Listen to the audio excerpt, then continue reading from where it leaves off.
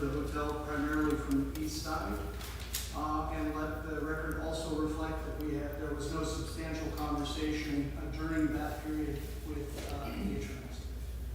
So with that, before we go back into this, I have a few questions from the field trip, and I'm not sure who best to direct those to. So Mr. Wardson, if you'd like to further direct them, you may, but I do have some questions. So I noticed there were a couple of fences securing the perimeter of the property, but I didn't see any notices, no signs, no do not trespass. Do those exist, or is it just simply that people see a fence and shouldn't cross it? I'm going to call upon Vincenzo Carrazza, the Public Works Director, to come forward. I think he can field those kinds of questions.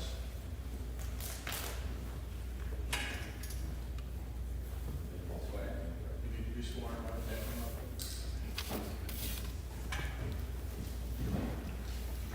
So, Tricia, we do solemnly swear or affirm the testimony you're about to give in the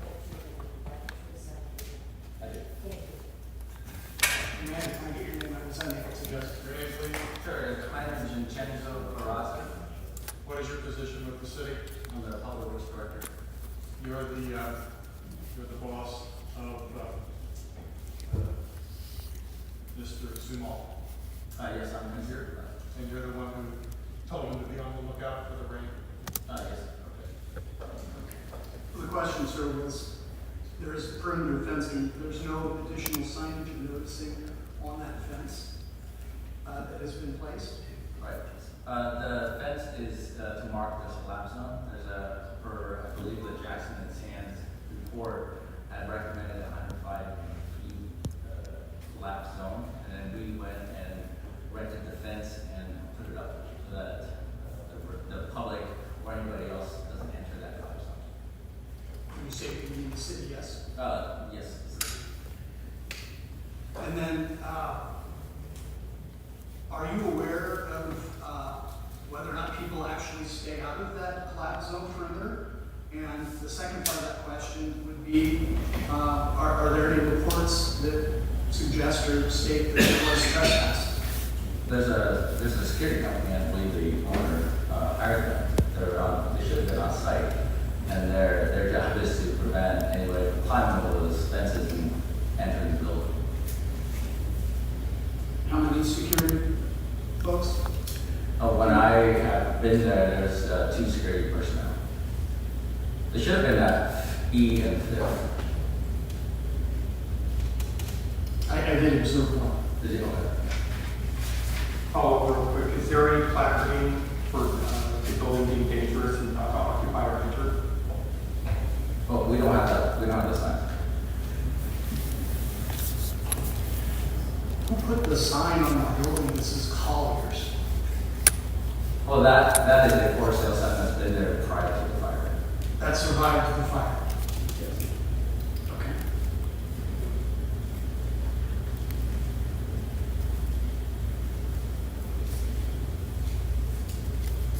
And then the debris, is the debris that's in the alleyway essentially directly east of the hotel? Is that from the hotel, the fire debris there that's in the alley? Yes, it is.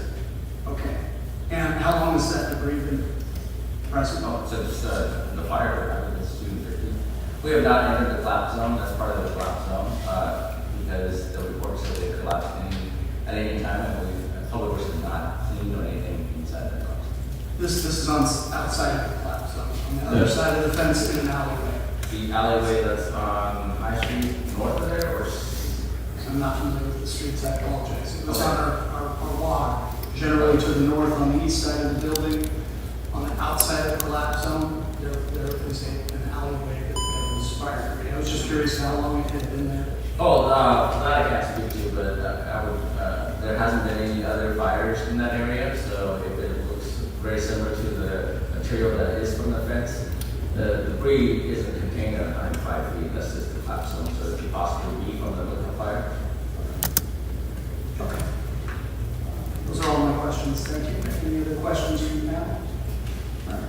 Mr. Borson? Yes, I'm prepared to rest, but I want to make sure I believe all 9 exhibits 1 through 40 are in evidence. If not, I'd like to confirm that, please.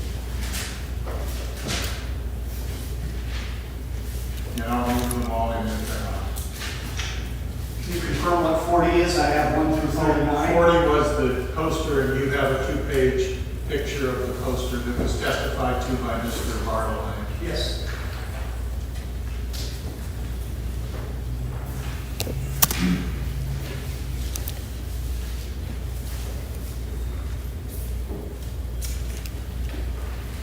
Looks like we may only have 32 entries, so if, or item number 32, exhibit 32, which is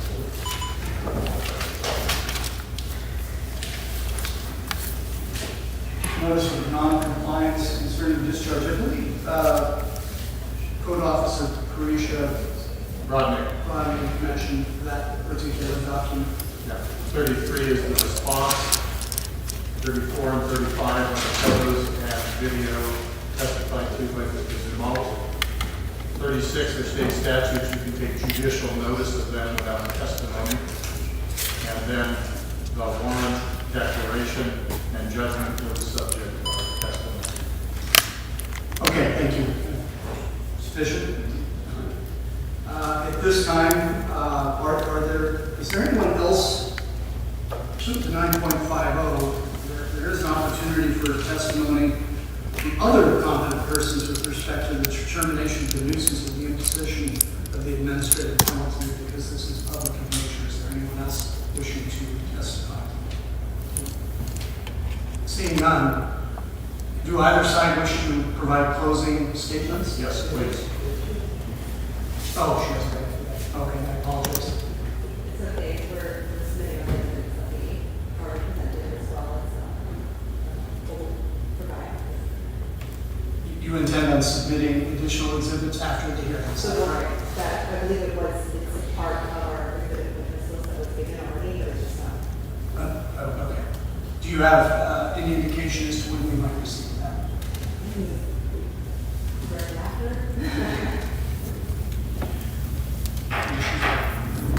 Well, commenting upon this, the evidence should close when we start our closing argument. This is now the time and place for evidence, so I would ask that further evidence come in once we're arguing.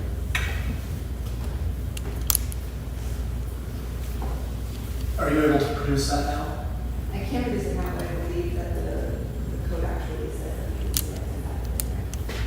So. Can you give me a citation? Depending on what this panel chooses to do, if we take this matter under submission, the hearing would not be closed. And as such, we would allow additional information to come in, provided that it's given to both sides. So I don't know what this panel chooses to do, but We'll see. we will see. So at this time, if there's any closing statements Please, you would like to make.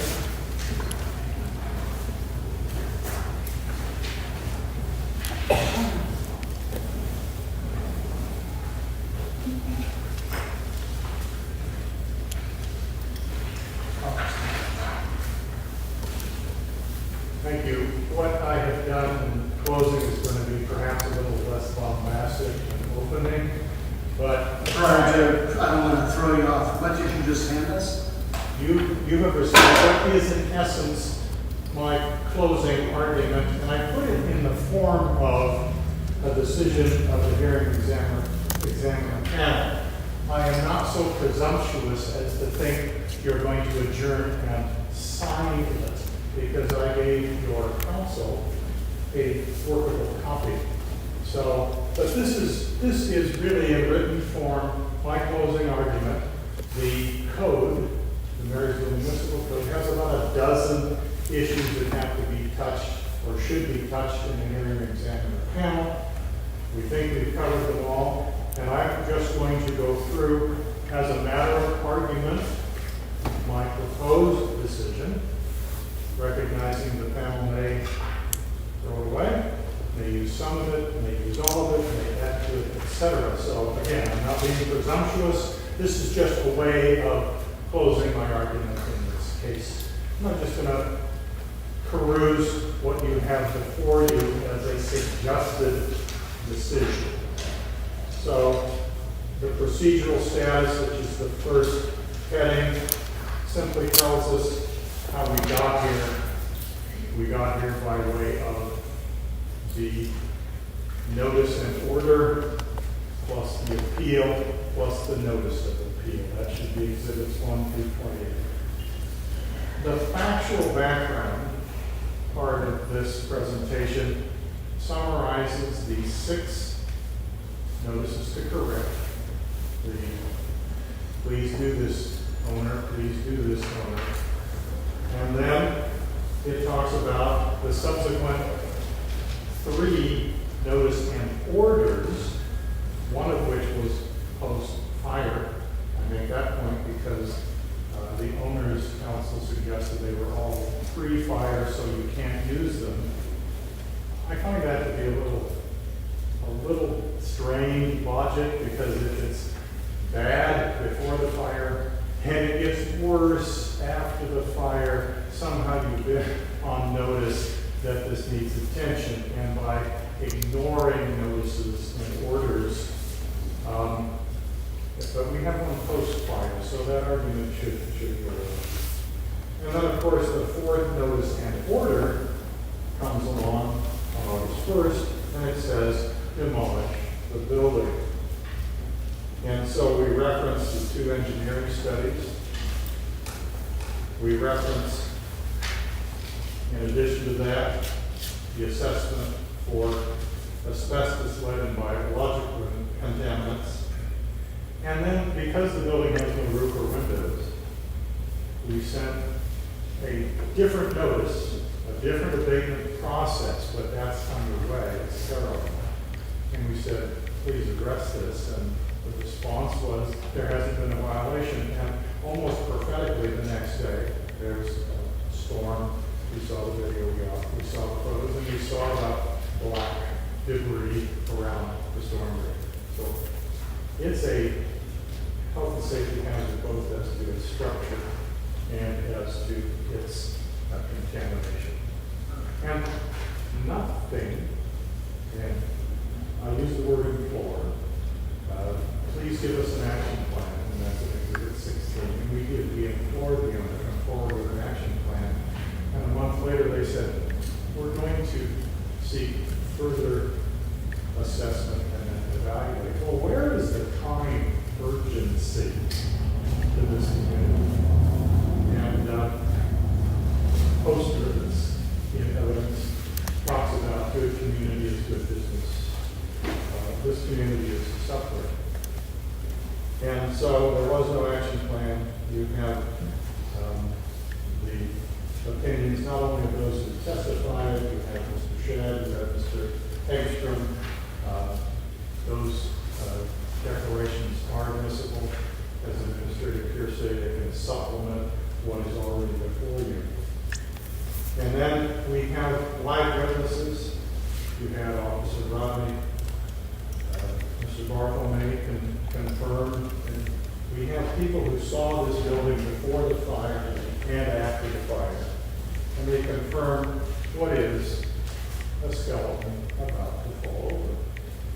And we concluded with our city engineer and Mr. Henderson, and both of which, in their professional opinion here, say this building is indeed a hazard.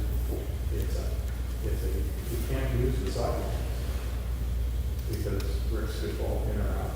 So that's foreclosed. We can't use East Street going northbound because that's foreclosed.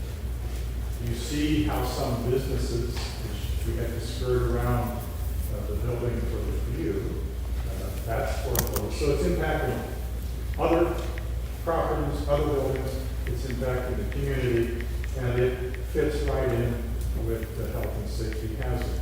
The primary objection raised in the appeal papers was, what's a historic building? And I think the point is, historic is great, but once you get to health and safety, historic doesn't get to stand forever. It has to come down. So, and I want to say one thing about bracing, because the WJE engineering report says bracing is just a Band-Aid. If you don't make the building watertight, it's still going to fall down. It'll just take a little longer. It's still going to become unsafe.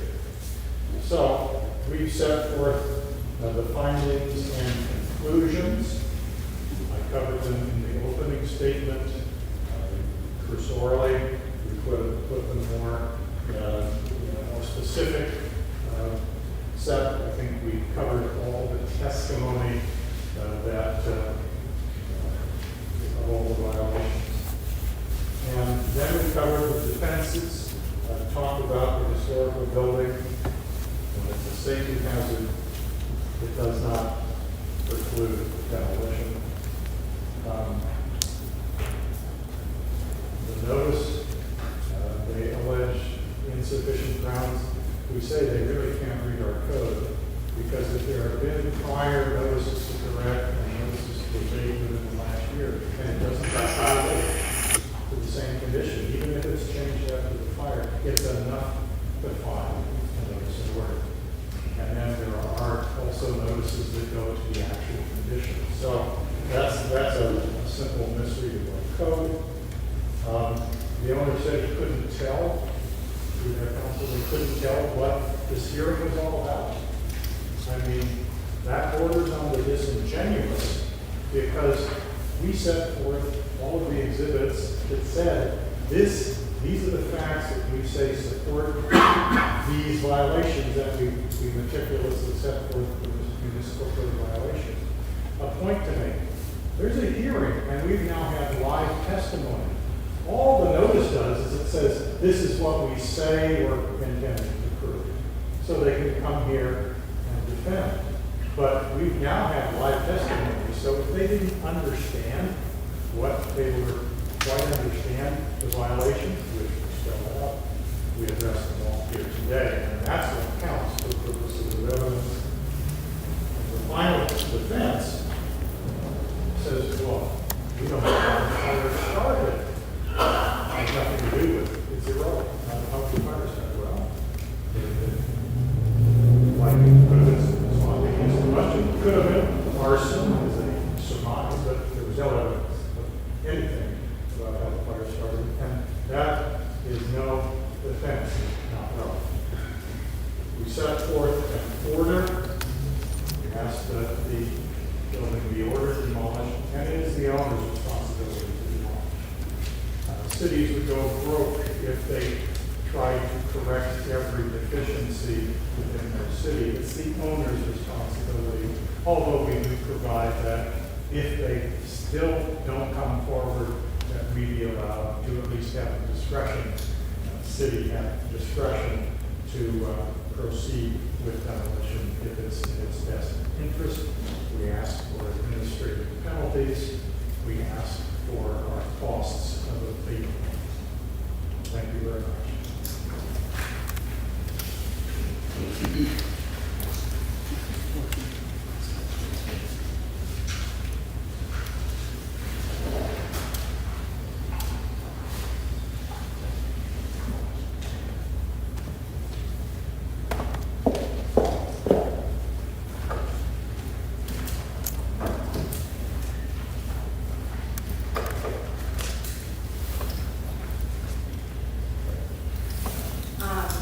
So I am looking here,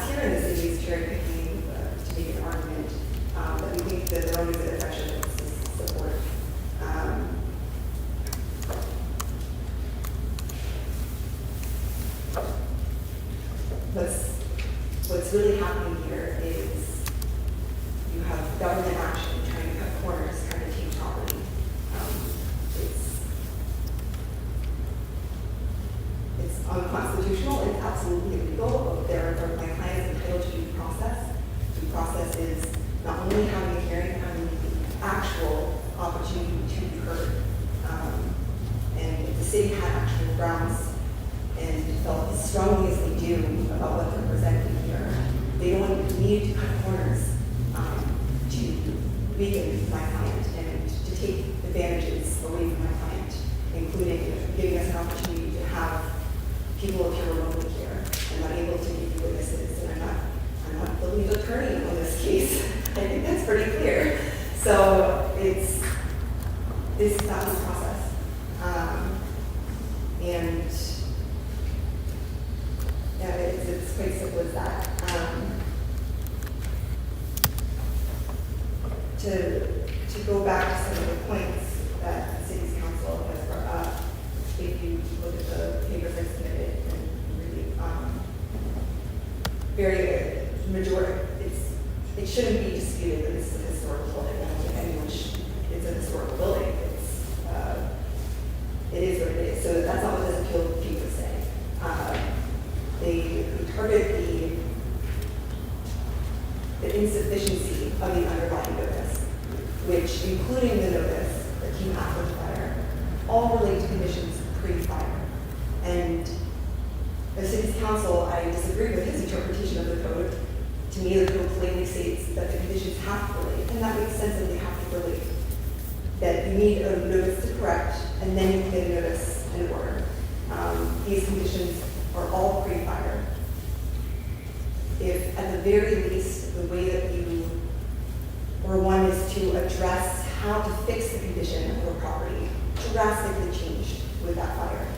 This is no longer a quick 10-day quick fix violation. And that's readily apparent how long it's taken this engineering report that we only got last week on August 27th. My client did order that report. It has been underway. 2 drones have been lost in the building. They have been on the ground.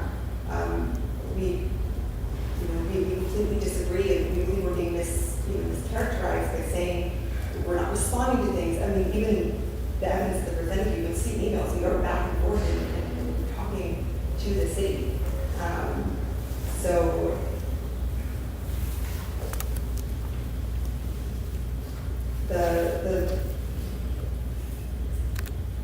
I think a lot of what was just said is a complete mischaracterization of what's been going on. But I would hope that just the fact that I'm standing before you and presented no witnesses would tell you what's really going on here.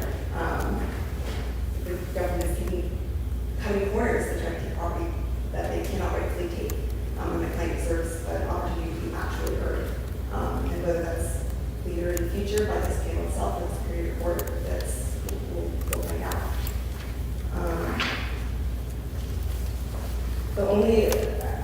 I'll let what we submitted speak for itself.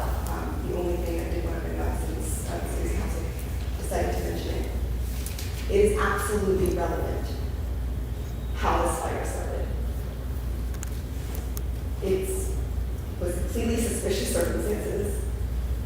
It's police policy to preserve crime scenes, and no investigation has been done. And if they have, they're unwilling to communicate with us and give us the results of them. It seems inherently wrong that you can just come in and claim that a crime scene is a nuisance and get rid of all of the evidence, especially when there is theories floating around about how this fire started. So that's the only other point that would to me that I think this panel should consider the real purpose behind what the city is trying to do here. And other than that, I would, urge you to look at the warrant. It's very short. The Superior Court agrees with us that it's not being demolished. So, I'll rest on that.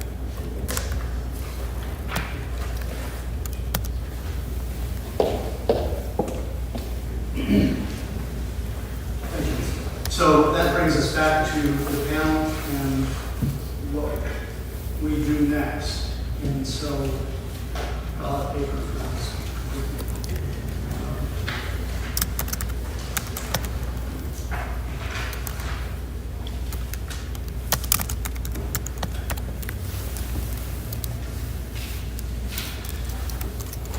So, firstly, thank you everyone for coming today and providing testimony.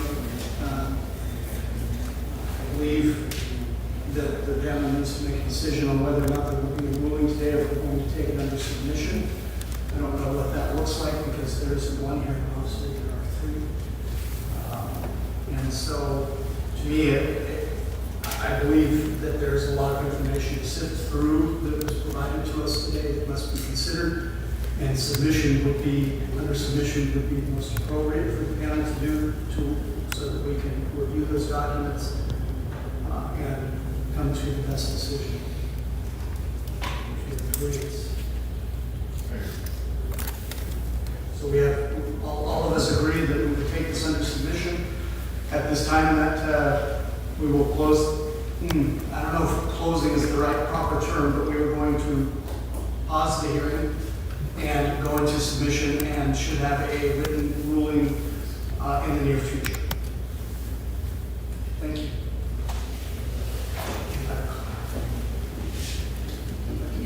The opportunity, if you're here to speak about something, has passed. So at this time, there will be no more comment.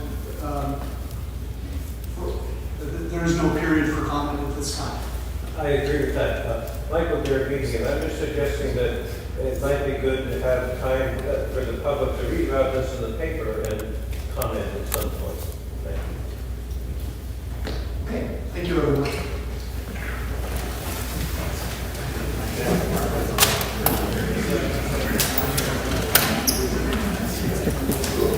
And so you have the back end here, if you will, of the Marysville Hotel Marysville abatement hearing that has been going on since about 9 o'clock this morning.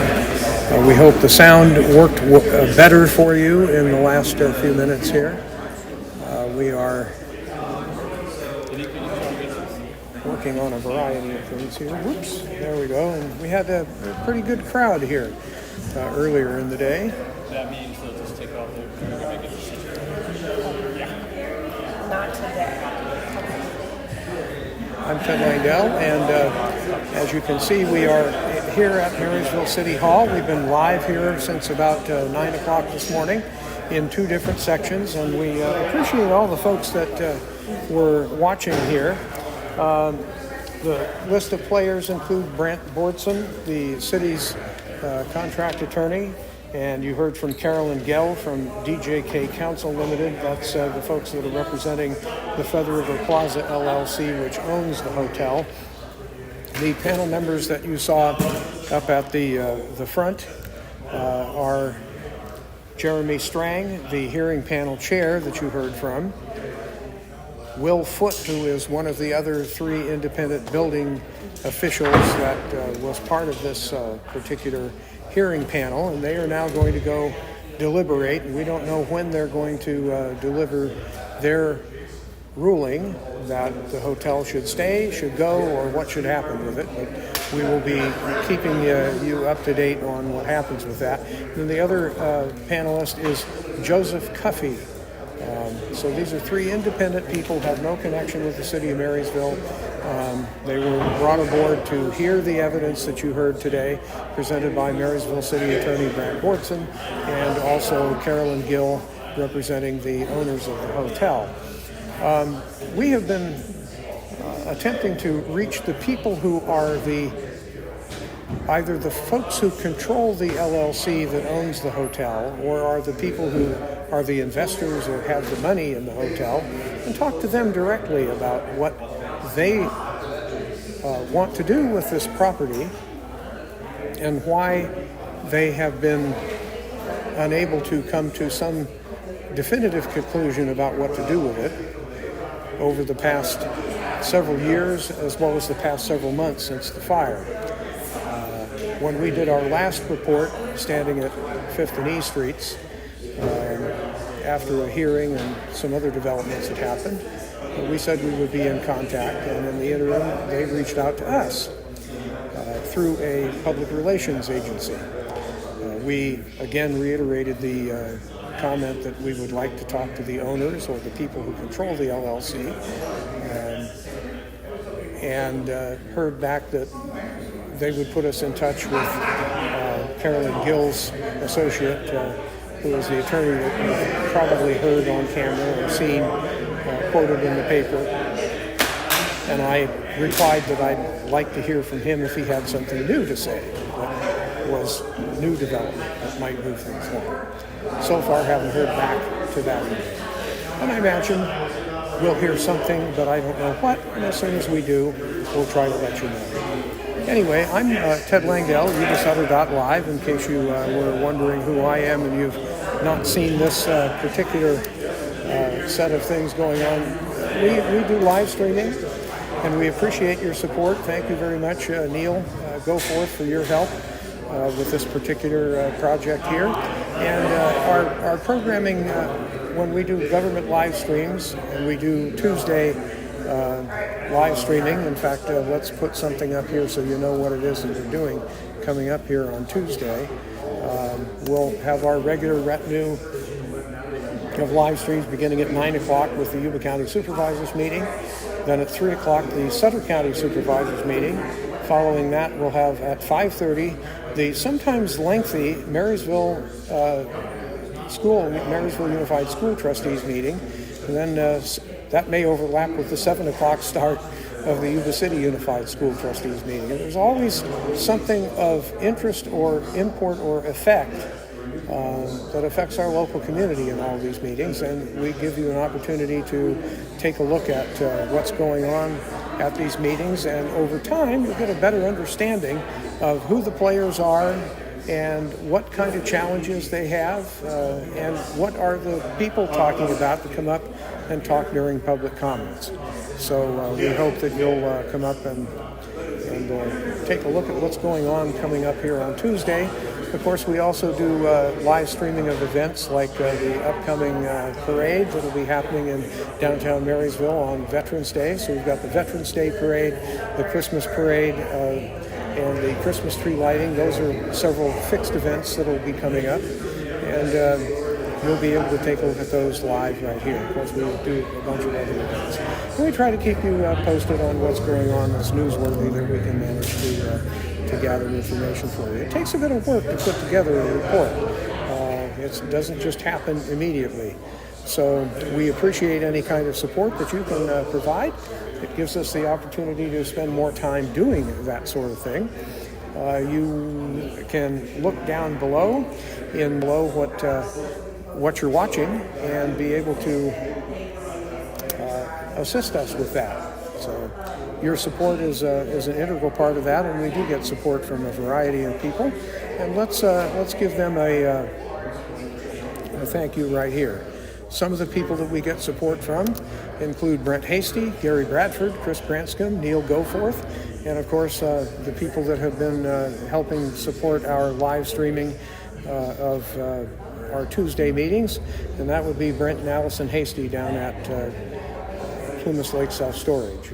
Brent's been an elected official for a number of years in various boards and agencies, and knows the value and the reasons that people should be able to watch this type of programming.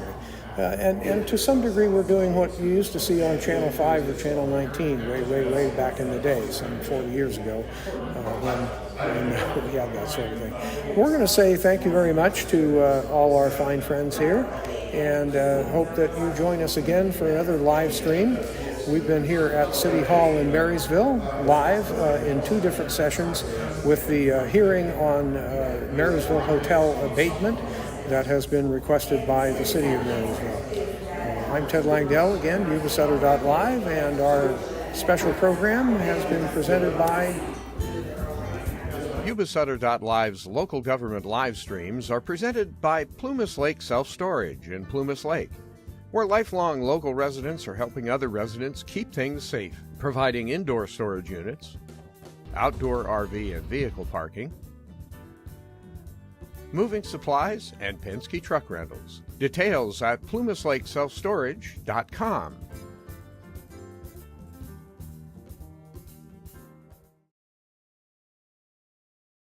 Hi, I'm Neil Goforth of Comfort Keepers of Yuba, Sutter, and Nevada counties.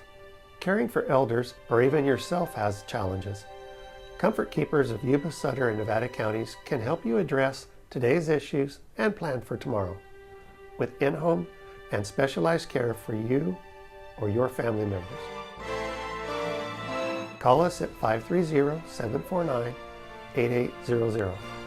Comfort Keepers of Yuba-Sutter and Nevada Counties.